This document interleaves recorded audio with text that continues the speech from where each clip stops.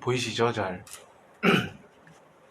제가 오늘 드릴 이야기는 앞서서 조금 설명해 주시면 저는 남해에서 생활하고 있고 이제 5년 정도 됐습니다. 어떤 이야기를 제가 짧은 시간에 할 수 있을까 고민을 많이 했는데 못 하겠더라고요. 그래서 제가 보여드릴 수 있는 건 좀 파편화된 이미지들입니다. 제가 내려가서 뭘 했는지, 혹은 어떤 친구들과 혹은 어떤 동료들과 어떤 일을 했는지를 수려한 맥락으로 좋은 맥락으로 이렇게 설명드리는 건 좀 어렵겠다라는 판단을 했고요. 마치 앨범처럼 보시면 될 것 같아요. 어릴 때 친구 집에 놀러 가면 졸업 앨범 펼쳐보고 구경하듯이, 혹은 잠 안 올 때 구글 드라이브나 아이클라우드 보면서 옛날 사진 보듯이 봐주시면 좋겠습니다. 그런 어떤 분절된 이미지들을 소개하는 걸로 하겠습니다. 대신 시간 순서대로 할게요. 저는 2018년에 남해로 이주했습니다. 2018년이 되기 전 2017년 11월에 처음 남해에 방문을 했고, 이렇게 많은 친구들과 함께 갔습니다. 모르는 사람들이었어요. 당시에는 서울에서 만났고, 서울에서 다큐멘터리를 찍겠다는 어떤 한 감독님을 만났는데, 그분이 남해 출신이셨고, 남해 같이 여행 가자 라고 해서 친구의 친구들, 다시 친구의 친구들 모아서 서울살이에 대한 이야기도 나누고 하는 시간을 가졌습니다. 이게 남해예요. 남해에 모여서 이야기를 하고 있죠. 네.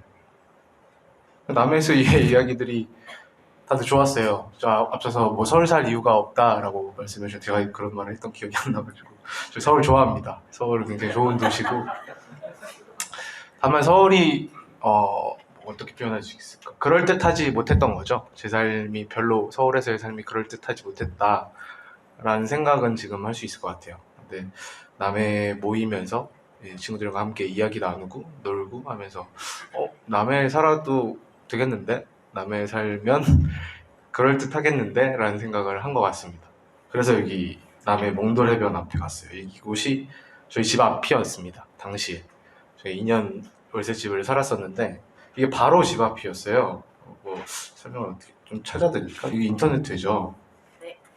그러면은 로드뷰를 한번 봐볼까요? 네. 조금 느리네요. 제가 살았던 마을 이름이 선구마을입니다. 선구적이죠. 매우.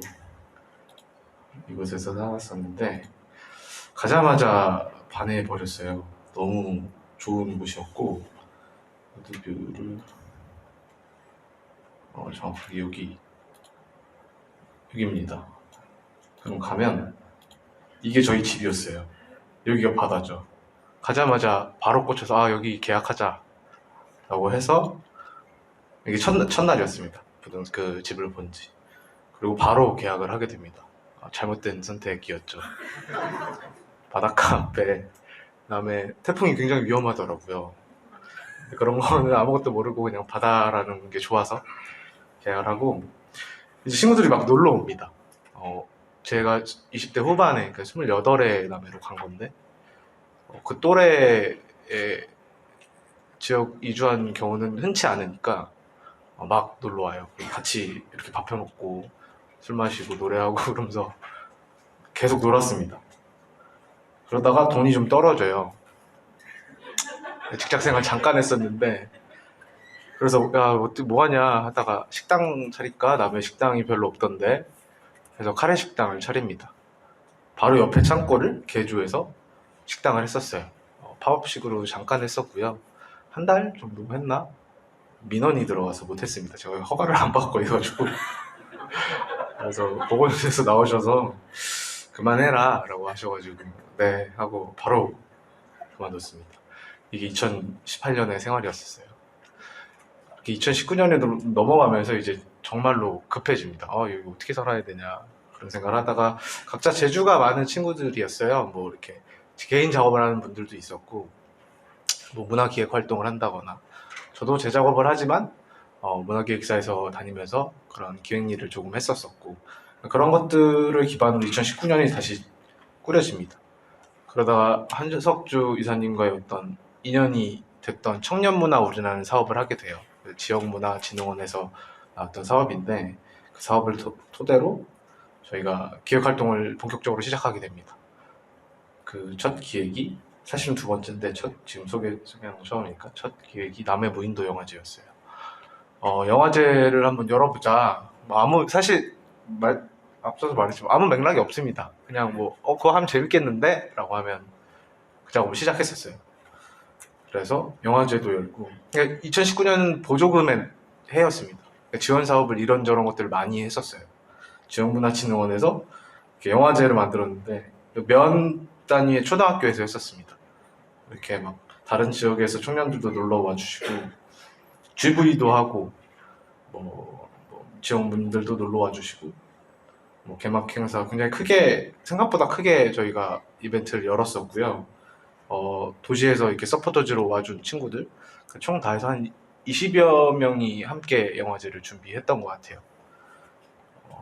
그리고 각자의 창작 활동들을 어떻게 사람들한테 선보일 수 있을까라고 해서 다마스라는 타이틀로 저희 작업물을 우편으로 보내주는 프로젝트도 했었습니다. 그러니까 글 쓰는 친구들, 음악하는 사람들은 가사와 음악 QR이죠. QR 코드로 보내서 노래도 들어볼 수 있게 하고,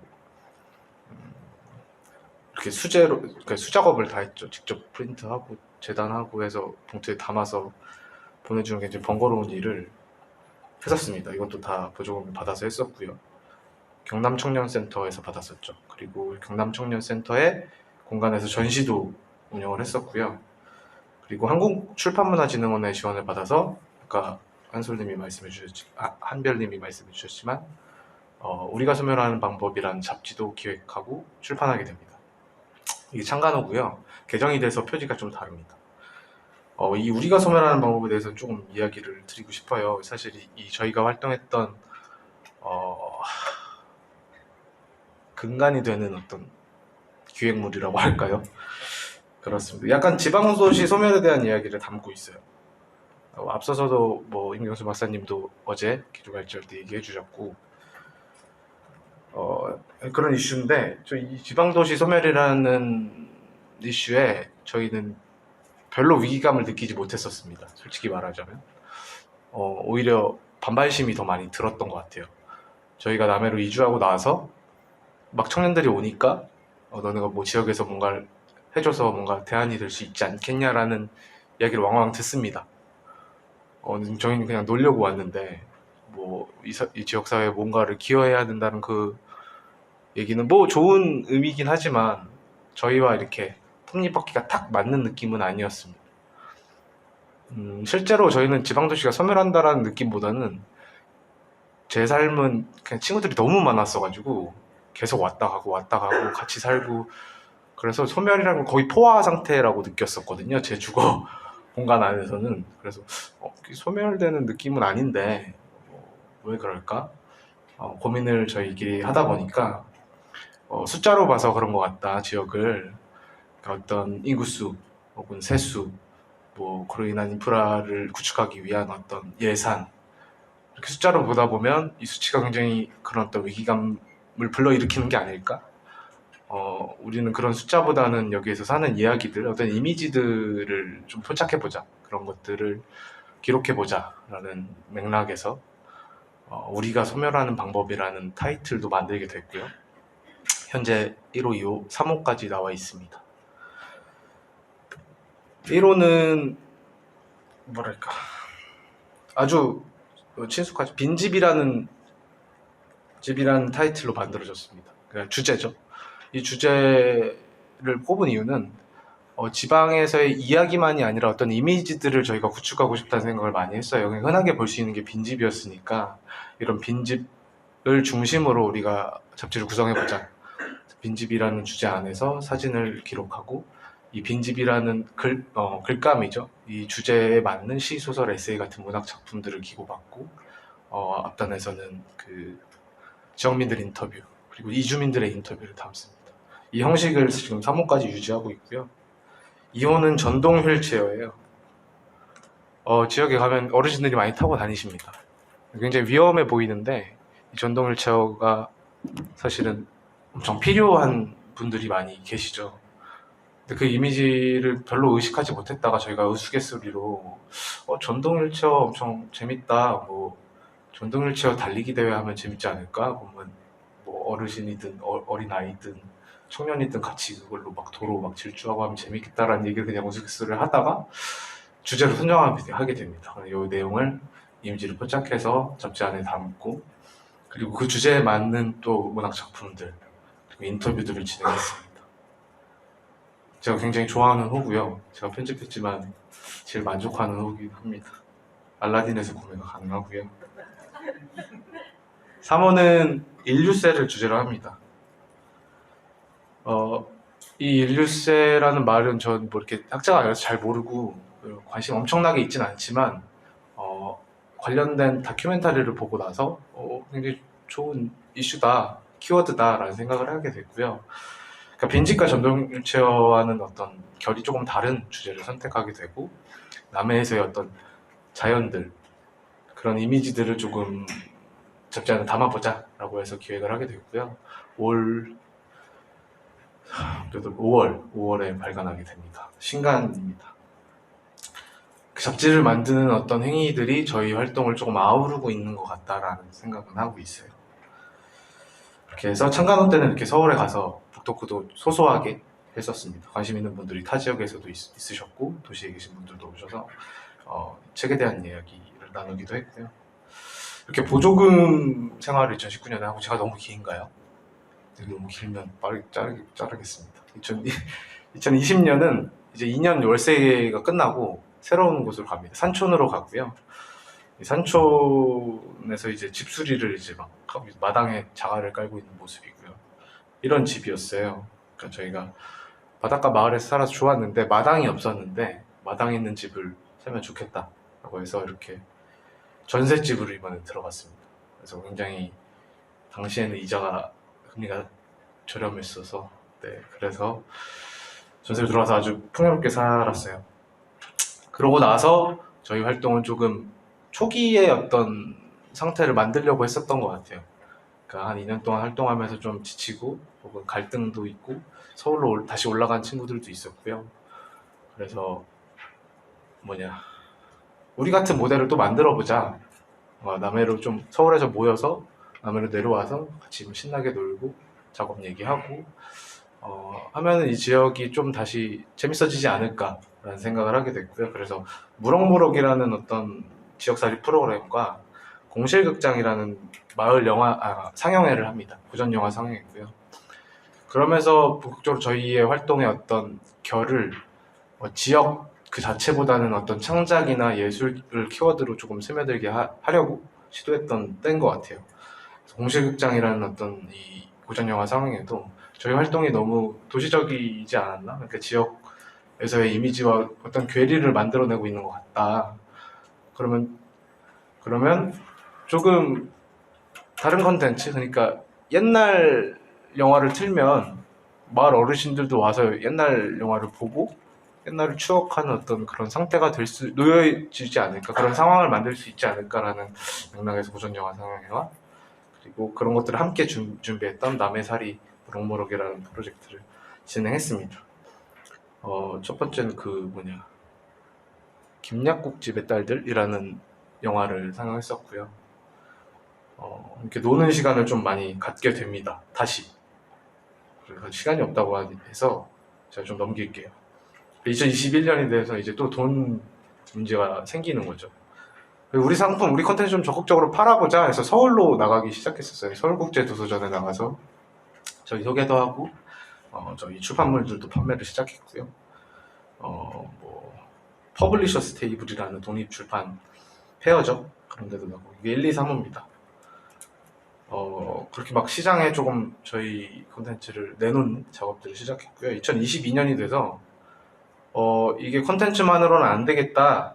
그래서 저희가 공간을 마련하려고 했었습니다. 어제도 질문할 때 좀 얘기 드렸었는데 돈을 빌려요, 지인들한테. 프로젝트 이름이 이거였습니다. 억소리 나는 부채 만들기 라는 프로젝트로 1억을 모으려고 합니다. 실제로는 1억까지는 아니었는데 한 7천만 원 정도 저희가 모았고요. 저희 활동을 좀 응원해 주시는 분들에게 7천만 원 정도 모아서 이 공간을 매입합니다. 부동산이었고요. 이게 지금 커 보이지만 한 12평 정도 되는 작은 2층 건물입니다. 그래서 다 철거도 하고 저희가 대출을 더 꼈죠. 대출을 왕창 받아서 철거하고 수리를 막 합니다. 이렇게 막 해서 이렇게 바뀌어서 이렇게 놀았습니다. 얼마 전에. 2층은 카레 식당이고요. 1층은 저희가 만든 디자인 상품을 파는 상점입니다. 둘 다 사실은 저희가 했던 활동이었던 것 같아요. 카레 식당을 초기에 했던 것처럼 2층에서 카레 식당을 하고 있고 저희가 디자인 활동하는 친구들의 어떤 그런 역량을 가지고 상품을 만들고 판매하는 1층의 모습입니다. 지금 현재 가오픈 중이고요. 그리고 서울에 나와서 이렇게 페어에 참가한 것도 여전히 지속하고 있고요. 내년에 뭐 할까라고 하는데 저희 활동을 또 열심히 알려야 되는 거죠. 그래서 유튜브도 저희가 하고 있고요. 저희 생활하는 모습이 좀 담겨 있어요. 그럼 약간 우당탕탕 이렇게 생활하는 모습들인데 구독해 주시면 감사하겠고요. 해변의 카카카라고 치면 나옵니다.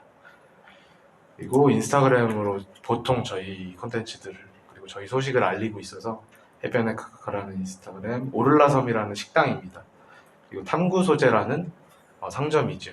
그러니까 저희가 이런 브랜드를 조금 구축하고 싶다. 우리 커뮤니티 자체로는 판매하기 어려운 것들이 언제나 있는 것 같더라고요. 시장에 놓이기 어렵겠다 판단을 해서 어떤 브랜드를 잘 구축하는 과정들을 겪고 있고 그런 것들을 잘 마케팅이라고 할까요? 그런 것들을 하고 소개할 수 있는 그런 일들을 앞으로 하지 않을까 싶습니다. 네, 두서없는 얘기 잘 들어주셔서 감사합니다.